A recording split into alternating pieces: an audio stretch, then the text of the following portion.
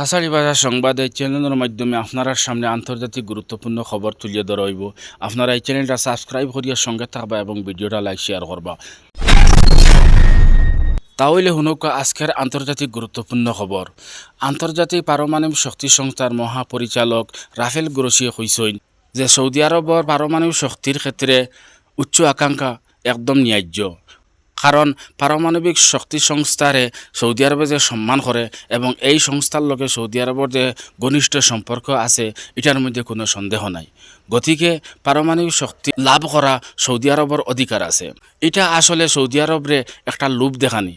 আসলে আমেরিকা এবং ইসরায়েলের উদ্দেশ্য হয়ে থাকলো সৌদি আরবরে ফিলিস্তিন সম্পর্কে সাইলেন্ট রাখা। কারণ যদি সৌদি আরবে ফিলিস্তিন সম্পর্কে মাথা আরম্ভ করে তাহলে জো বাইডেন এবং নেতানিয়াহু যুদ্ধবিরতির বাধ্য হইতে লাগব। যার কারণে বিভিন্ন লোভ দেখাইয়া সৌদি আরবরে সাইলেন্ট করা হয় যাহাতে সৌদি আরবে ফিলিস্তিন সম্পর্কে কোনো মাত না মাতে। কিন্তু আমরা মুসলমান এই লোভর কারণে ধ্বংস হইলাম।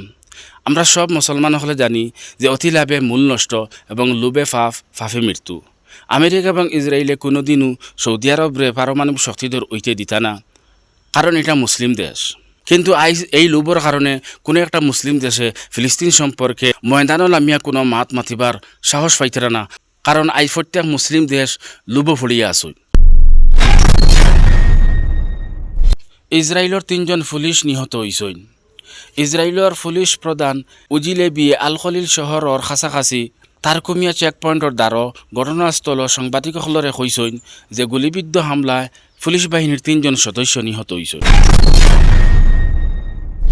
ইসরায়েলের সেনা ওয়েস্ট বেঙ্গ ফিলিস্তিনি মানুষের নিহত খতরা, হত্যা খতরা এবং মানুষের বাড়িঘর ধ্বংস খতরা এই সম্পর্কে ফিলিস্তিনের বর্তমান সরকারের পক্ষ থাকিয়া খুব বেশি নিন্দা জানানি হয়েছে এবং কোয়া হয়েছে যে অবিলম্বে ইসরায়েলের সেনা এই কর্মকাণ্ড বন্ধ করার লাগিয়া।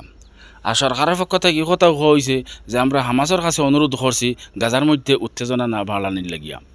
তো এই কথার দ্বারা বোঝা যার যে হামাসে গাজার মধ্যে উত্তেজনা বাড়াইতরা, হামাসও তারার বাড়িত বুয়াত আর ইসরায়েলীয় সেনা বাড়িত হামাইয়া গাজার মানুষের হত্যা খতরা। গাজার স্বাস্থ্য মন্ত্রণালয় এবং জাতিসংঘ যৌথভাবে গাজার বাচ্চাইন্তরে পোলিও এবং টিকাদানের অভিযান শুরু করছেন। নেতানিয়াহুয়ে এই পোলিও এবং টিকাদানের অভিযান শুরু করার যে সুযোগ দিছেন, আসলে এটা উদ্দেশ্য না যে গাজার বাচ্চাইন্তরে বাঁচানি, গাজার মানুষের সাহায্য করা। আসলে উদ্দেশ্য থাকলো যে গাজার মধ্যে যে বেমার আইছে এই বেমারটা ইসরায়েলও যাইতে গিয়ে পারে, কারণ ফিলিস্তিন এবং ইসরায়েল একবারে কাছাকাছি। তো নিজে নিজেরা রক্ষা করবার লাগি এই সুযোগটা দেওয়া হয়েছে। গাজার বাচ্চাইন্তরে এবং গাজার মানুষের সাহায্য করবার লাগি না, গাজার বাচ্চাইন্তরে বাঁচাইবার উদ্দেশ্য না। এমনর ইসলামিক গ্রুপ হুথি মুজাহিদিন হলে ইসরায়েলের যে তেলর জাহাজ ধ্বংস করলা, এই জাহাজ ধ্বংস করার পরে তারা বারবার কইছেন তোমাদের জাহাজ সরাইয়া নেও, আমরা কোনো বাধা নাই। কিন্তু ইসরায়েলে সাহস করতে পারছে না জাহাজরে সরাইয়া আনার। অবশেষে হুথি মুজাহিদিন হলে বারবার খোয়ার পরে ওই ইসরায়েলে প্রস্তুতি নেয় জাহাজ সরাইয়া আনার।